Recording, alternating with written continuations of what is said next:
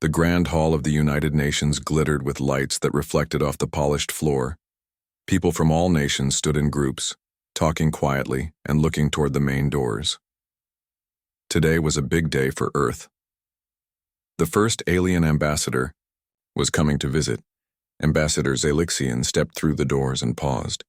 He was tall and thin with blue-gray skin that seemed to shimmer under the lights. His large eyes blinked slowly as he took in the room full of humans.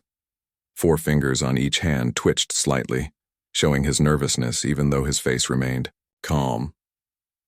"Welcome to Earth, Ambassador," said a man in a dark suit, stepping forward with his hand out. Zalixian nodded but did not take the hand. "Thank you, Secretary Gray. The Vexorian Collective sends its greetings." His voice had a musical quality that made people lean closer to hear. Secretary Gray dropped his hand without showing any offense. The humans had been told that Vexorians did not like to touch other species. "Please, come meet our team. We have prepared rooms for you and your staff."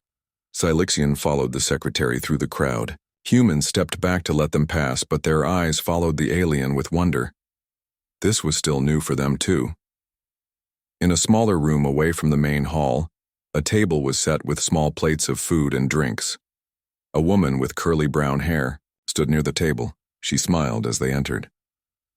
"Ambassador, this is Olivia Bennett, our cultural expert. She has been studying what we know of Vexorian customs to make your stay comfortable," Secretary Gray said. "It is good to meet you," Zalixian said to Olivia. His eyes moved to the table. "What is this?" "Just some refreshments," Olivia said. "Our scientists confirmed that most Earth foods are safe for Vexorian biology. We thought you might like to try something while we talk." Zalixian's skin darkened slightly.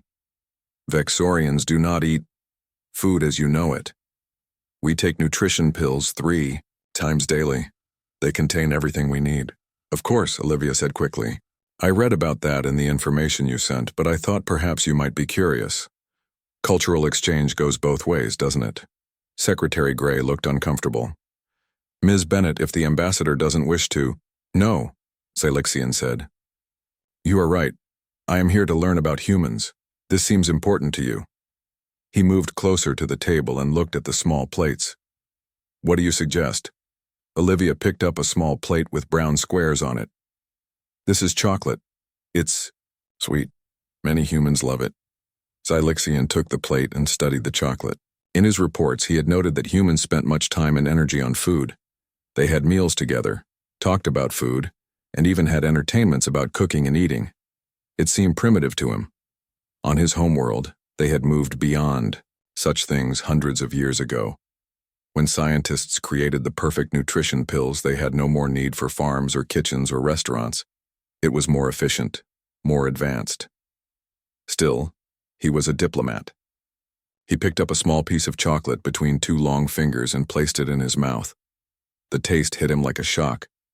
Sweet, rich, complex flavors spread across his tongue. His eyes widened, and without meaning to, his skin flashed bright. Purple, a sign of extreme emotional response that was considered very rude in Vexorian culture. Olivia gasped. "Are you okay? Is it harmful to you?" Zalixian quickly controlled himself and his skin returned to its normal blue-gray. "I am fine," he said, but his voice was not steady. "That was unexpected." "Do you like it?" Olivia asked. Zalixian did not know how to answer. Vexorians didn't like food. Food was fuel, nothing more.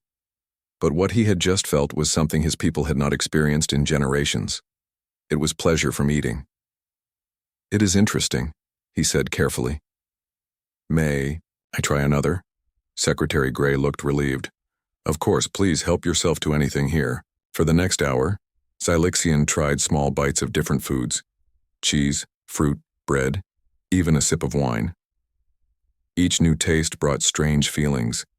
His body had sensory receptors for taste that had not been used in centuries, and they were now fully awake. When it was time to return to his ship, Zalixian found himself reluctant to leave. "Miss Bennett," he said as they walked toward the exit, "you have been very helpful today. Perhaps we could meet again? I would like to learn more about human food customs." Olivia smiled. I'd be happy to show you more. Food is important to us. We connect through it, celebrate with it, comfort ourselves with it. It's more than just nutrition. Silixian nodded. Yes, I see that now. Back on his ship, Silixian sat alone in his quarters. He should be writing his daily report to the Vexorian High Command, but he could not focus. The tastes from Earth still lingered in his memory. He took out his nutrition pill and looked at it. Gray, small, perfect in its efficiency. He put it in his mouth and swallowed it with water. It had no taste at all. For the first time in his life, this bothered him.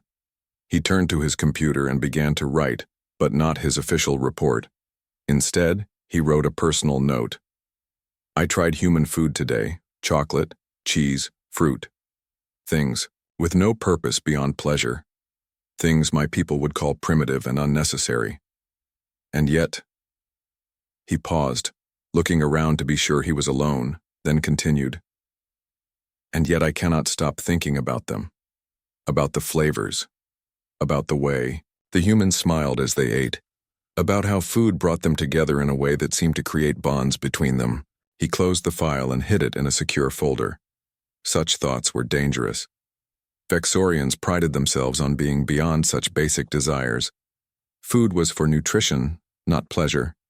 But as he prepared for sleep, Silixian found himself looking forward to tomorrow, to meeting Olivia Bennett again, to trying more human food.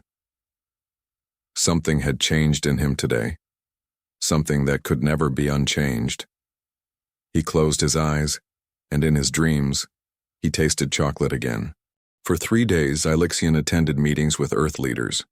He sat through talks about trade, shared technology, and defense agreements, but his mind kept going back to the taste of chocolate.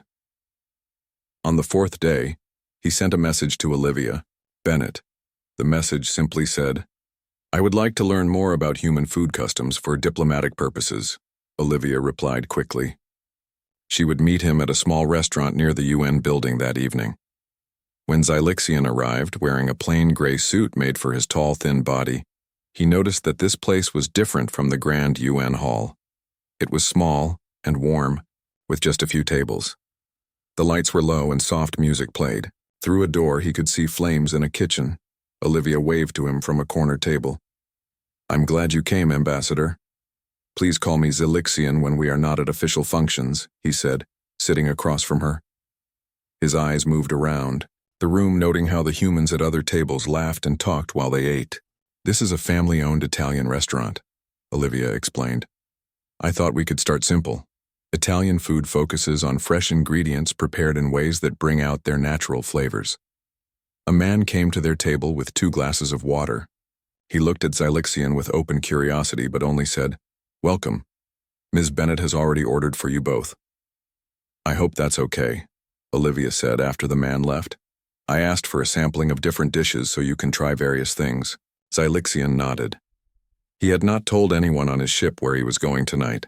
This meeting was not on his official schedule. If his assistant knew he was here to eat human food, there would be questions, concerns, possibly even a report to the High Command. Why do humans spend so much time and energy on food? He asked. It seems inefficient. Olivia thought for a moment. Food is more than fuel to us. It's part of our history, our family bonds, our celebrations. When someone cooks for you, they are giving you something personal, something made with care. The man returned with a plate. On it were small pieces of bread with different toppings. This is bruschetta, Olivia said. Toasted bread with different toppings. This one has tomato and basil. This one has olive oil and garlic. And this one has cheese and honey. Silixian carefully picked up the bread with tomato. He put it in his mouth and chewed slowly. The flavors were bright and fresh, different from the chocolate but just as surprising. His skin flickered slightly, purple before he controlled it. Good? Olivia asked. Yes, Silixian said simply. There was no point denying it. More dishes came.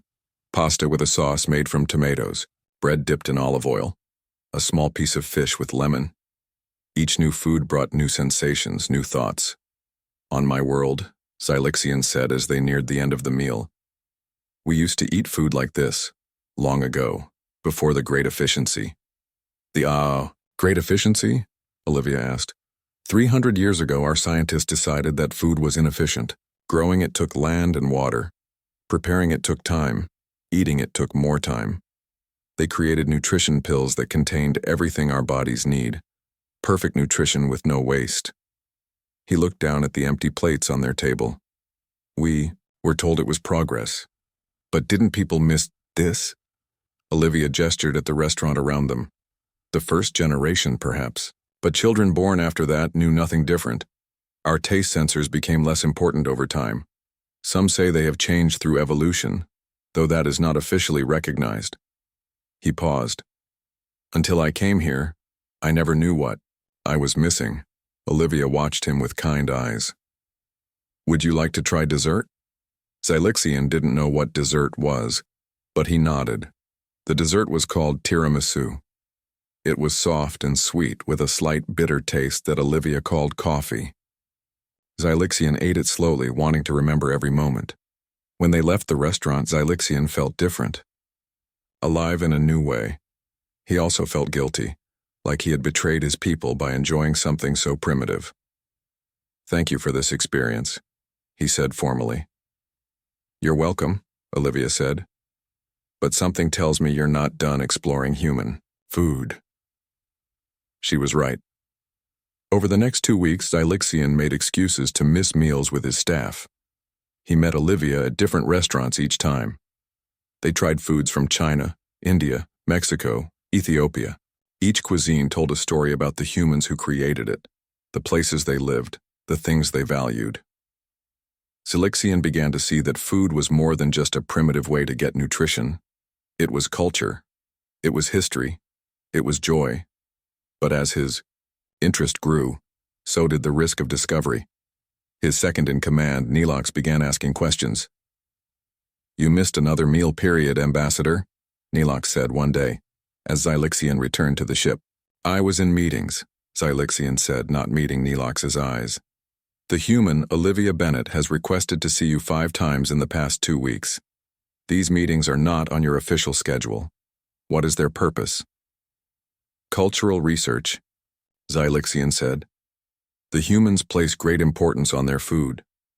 I am learning about this aspect of their society. By consuming their food?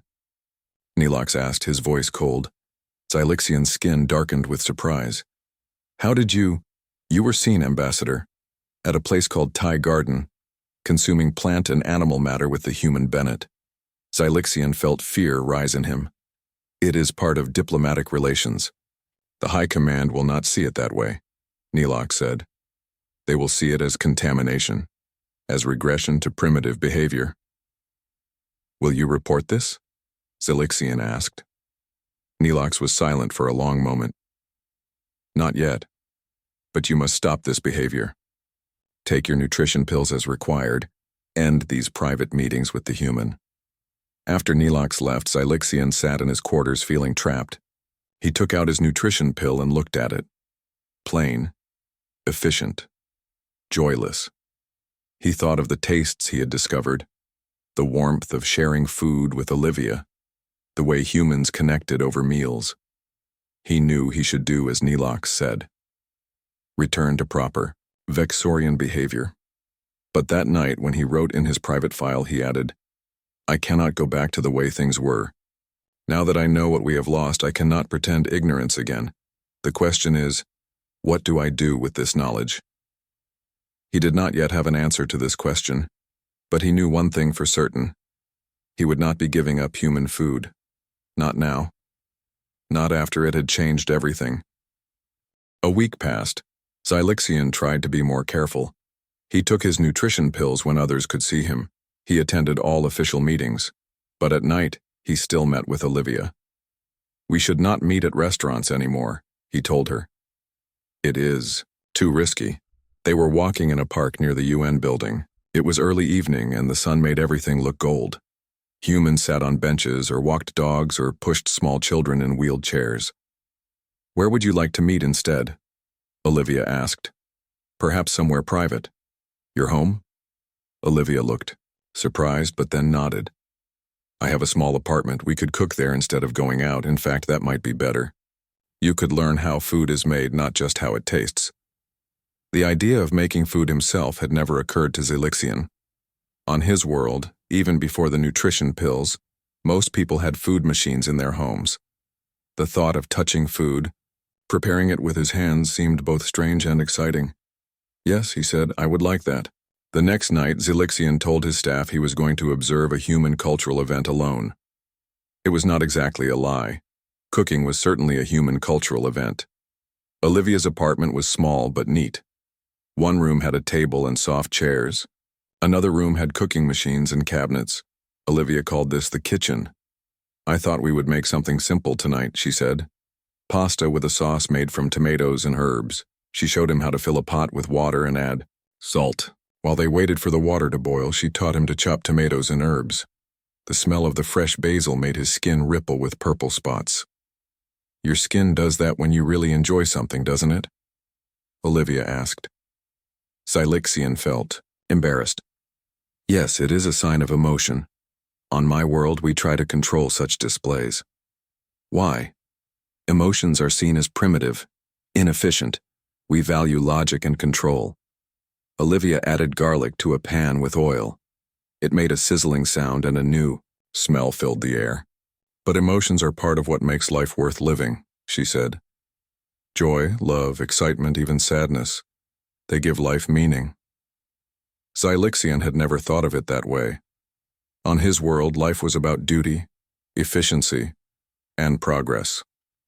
The idea that emotions gave life meaning was new to him.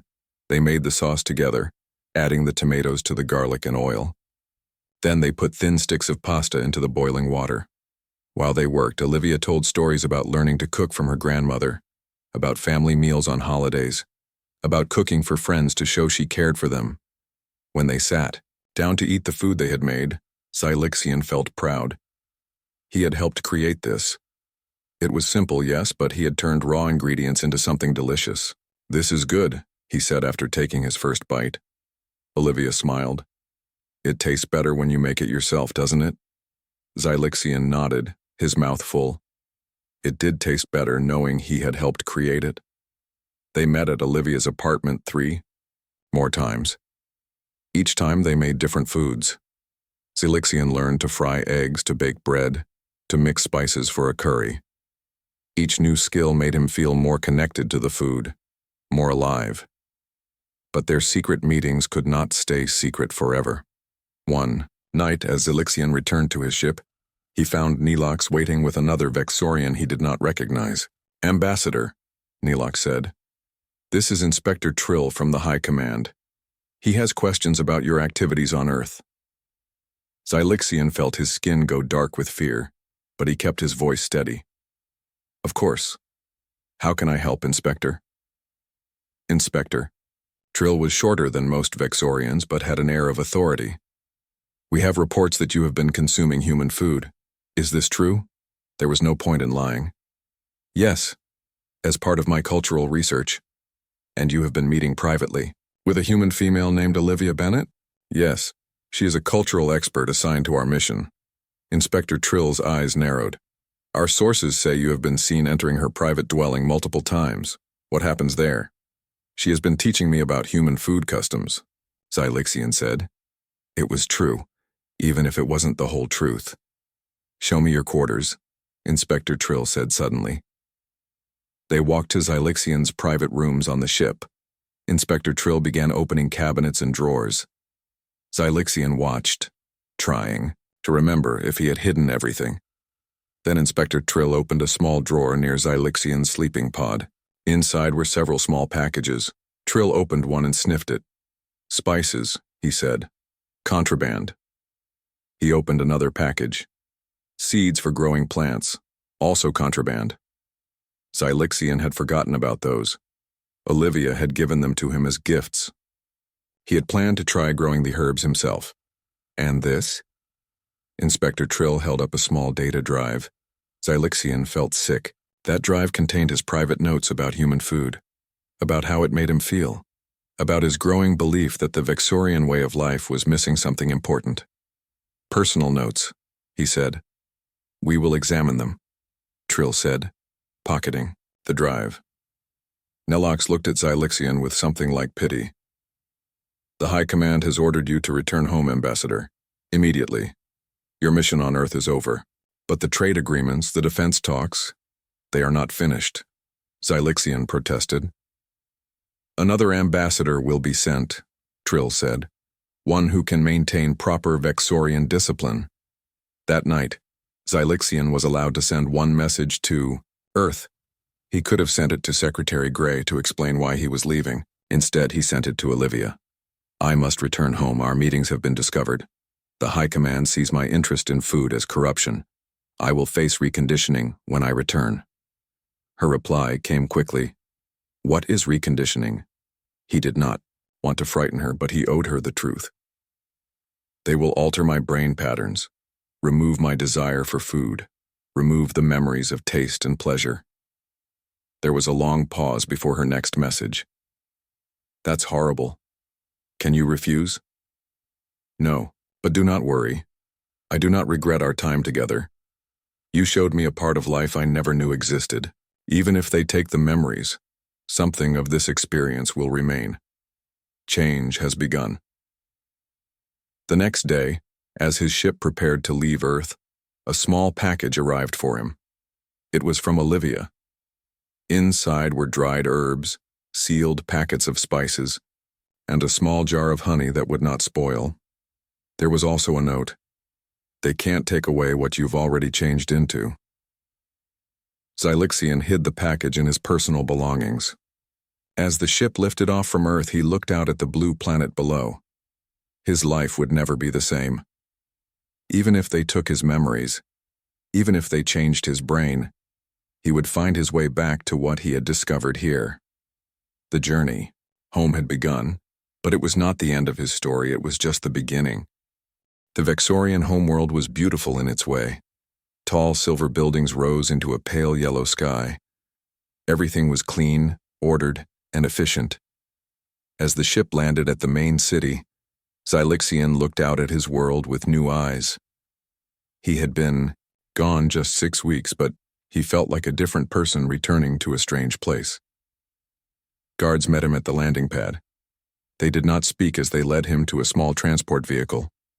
Xylixian sat quietly as they drove through the city. He noticed things he had never seen before. None of the buildings had kitchens. No one ate together.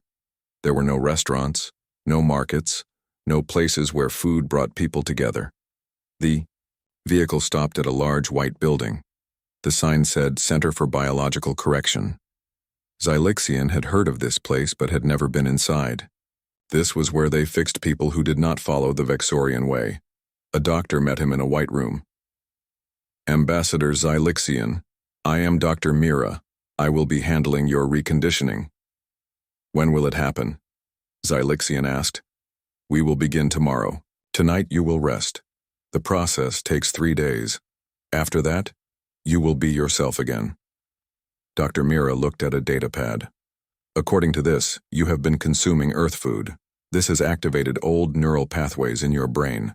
We will deactivate them and make sure they cannot be activated again." "And my memories?" Xylixian asked. "Those associated with the pleasure of consuming food will be removed. Other memories of your mission will remain intact." That night, in his small room at the center, Xylixian opened the package Olivia had given him. He smelled the dried herbs, basil, rosemary, thyme. He opened the jar of honey and tasted a small bit. It was sweet and complex, bringing back memories of the foods he had tried on Earth. He knew that tomorrow these tastes and smells would mean nothing to him. The thought made him deeply sad. Xylixian hid the package again and lay down on his sleeping platform. He closed his eyes, but instead of sleeping, he remembered. Every meal with Olivia, every new taste, the joy of cooking. He hoped that by remembering, hard enough, some trace would remain after the reconditioning. The next morning, Dr. Mira took him to a room with a large machine. "Lie down here," she said, pointing to a narrow bed. The process is painless. Xylixian lay down, straps secured, his arms and legs, a clear dome lowered over his head. We will begin with a scan to locate the affected neural pathways, Dr. Mira said. The machine hummed. Xylixian closed his eyes and thought of chocolate, the first human food he had tried, the one that had started everything. Interesting, Dr. Mira said, looking at a screen. The pathways are more extensive than I expected. The contamination has spread further than usual. What does that mean? Xylixian asked. It will take longer to correct, perhaps 5 days instead of 3. She adjusted something on the machine. We will proceed with Phase 1 today. The dome over Xylixian's head began to glow. He felt a warm sensation spread through his brain. Then everything went dark. When he woke up, he was back in his room. His head hurt and he felt confused. Dr. Mira sat beside his bed. How do you feel? She asked. Xylixian tried to think. Something felt wrong. Empty. I don't know, he said. Doctor, Mira held up a small red fruit. Do you know what this is? Xylixian looked at it. It was a strawberry. Olivia had shown him strawberries. They were sweet and juicy. But now, looking at it, he felt nothing. No desire to eat it. No memory of its taste. It is an earth food, he said flatly. Good, Dr. Mira said. The first phase was successful. We have blocked your ability to feel pleasure from the sight or thought of food. Tomorrow we will begin removing the memories associated with consuming food. After she left, Xylixian sat on his bed feeling strange. He knew he should be upset about losing his memories of food, but he could not feel upset. The thought of food now seemed distant and unimportant. He reached for the hidden package from Olivia. He opened it and smelled the herbs. Nothing. No reaction. No pleasure. He tasted the honey. It was just a sticky substance with no appeal. Xylixian put the package away and lay down again. As he drifted to sleep, one thought came to him. This is what they want, for me to stop caring. But somewhere deep inside, past where the machine could reach, a small part of him still remembered why this mattered. The next day, and the day after that, Xylixian returned to the machine. Each time, more memories faded. He could recall being with Olivia, but not what they ate. He remembered cooking, but not the smells or tastes. On the 4th day, Dr. Mira seemed frustrated. Your brain is showing unusual resistance, she told him. Some neural pathways are rebuilding themselves after we deactivate them. Is that possible? Xylixian asked. It is rare, but not unknown. Some subjects have stronger neural plasticity than others. She increased the power on the machine. This should solve the problem. That night, Xylixian lay in bed with a terrible headache. His mind felt scrambled. He tried to remember Earth, but the memories were full of holes. He knew he had met a human named Olivia. He knew they had done something important together, but he could not remember what. He reached for Olivia's package one more time. As he opened it, a small note fell out. He had not seen it before. It said, "Remember who you became. Memory lives in more than just the mind." Xylixian did not understand what this meant, but as he held the dried herbs in his hand, crushing them, slightly, something happened.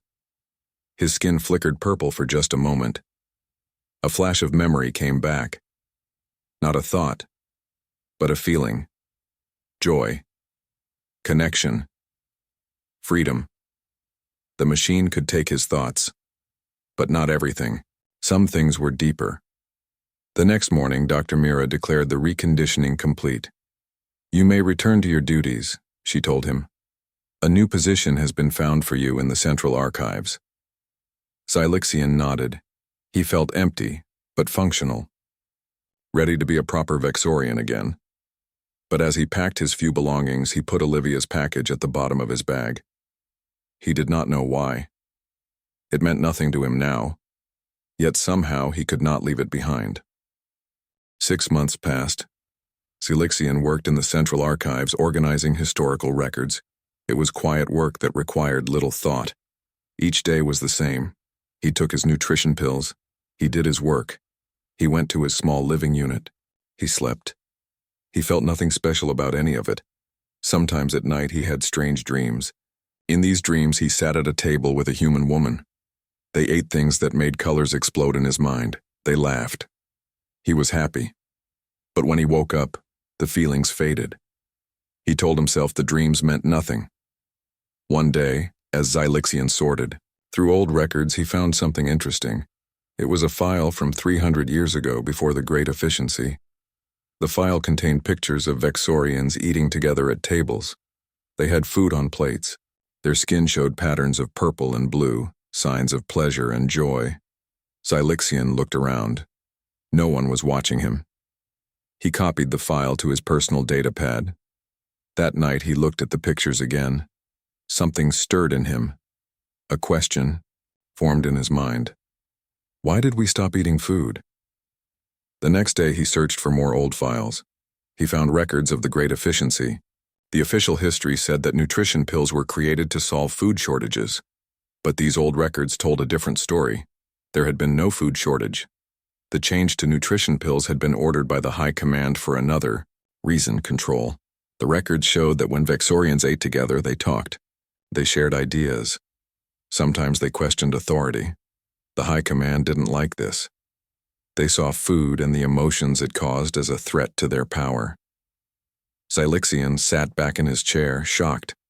His whole society was built on a lie. As if, triggered by this thought, a memory flashed in his mind. Olivia saying, "Food is more than fuel to us." He reached into his bag and took out the package she had given him. It had been 6 months, but the dried herbs still had a faint smell. He crushed a leaf between his fingers and sniffed it. His skin flickered purple, just for a moment. But it was enough. That night, Xylixian did something he had never done before. He skipped his nutrition pill. He felt hungry, but he welcomed the feeling. It was real. It was true. The next day, he went to a garden area where some plants were grown for scientific study. When no one was looking, he took a small red fruit from a plant. He had seen this fruit in a picture from Earth, a tomato. Later, alone in his living unit, he ate the tomato. At first, he tasted nothing special. But then, slowly, flavor spread across his tongue. His skin rippled with purple spots. He felt joy rise in him like a wave. The reconditioning was wearing off. Over the next week, Xylixian gathered more information from the archives. He learned that he was not the first Vexorian to rediscover food. Others had done so before, but they had been corrected and the incidents covered up. He also began growing small plants in his living unit, using the seeds Olivia had given him. He hid them behind his sleeping platform where the room scanners couldn't see them. 1 month later, Xylixian invited another archivist to his living unit. Her name was Leary, and he had noticed that she seemed different from other Vexorians. More curious, less controlled. "I have something to show you," he said when she arrived. Leary looked confused but followed him to the hidden area behind his sleeping platform. When she saw the small plants growing there, her skin went dark with fear. "This is against regulations," she said. "Yes," Xylixian agreed. "But there is more." He took out a small plate with pieces of bread on it. He had made the bread himself from ground seeds. "I want you to try this." Leary backed away. "I should report this." "Before you do, just ask yourself, why are we not allowed to eat real food? What is the High Command afraid of?" Leary hesitated. Xylixian held out the plate. "Just one taste," he said. "If you still want to report me after, I won't stop you." Slowly, Leary took a piece of bread. She put it in her mouth. For a moment, nothing happened. Then her skin flashed, bright purple. Her eyes widened. "What is this?" she whispered. "It's called bread," Xylixian said. "Humans eat it every day. I don't have words for it." "I know," Xylixian said. "And that's why the High Command doesn't want us to have it. They don't want us to feel this way, to think for ourselves. to question things. Over the next few months, Xylixian and Leary carefully shared their discovery with others, always one person at a time. Always those who seemed most likely to be open to new ideas. Some reported them, some didn't. But enough joined them that a small community formed. They met in secret places. They grew food in hidden rooms. They cooked together. They talked as they ate. They laughed. They felt emotions their society had tried to engineer out of them. They called themselves the Tasters. 1 year after Xylixian returned from Earth, he received a message. It came through official channels but was marked personal. It was from Earth, from Olivia.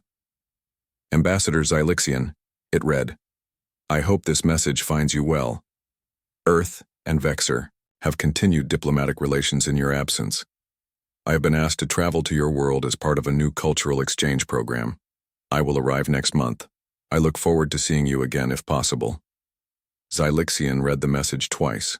Olivia was coming here, to Vexer. She didn't know what had happened to him. She didn't know about the Tasters, but she would soon. On the day Olivia's ship landed, Xylixian was there to meet it.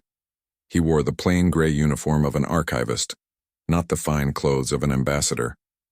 But as Olivia walked down the ramp and saw him, her face lit up with a smile. "Xylixian," she said, "you're here. I wasn't sure if, after the reconditioning—" "It didn't fully work," he said simply. He took her to a secure room where they could talk privately. There, he told her everything. About finding the old records. About growing the plants from her seeds. About the Tasters. "We are still small in number," he said. "But we are growing. Change is coming to Vexer. Slow change, but real."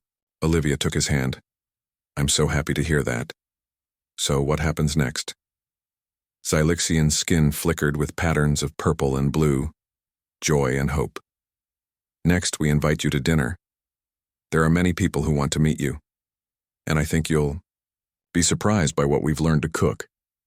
As they walked out together, Xylixian thought about how much had changed since that first piece of chocolate at the UN. One taste had led to questions. Questions had led to discoveries. Discoveries had led to a movement that might someday change his entire world, all because he tried human food once.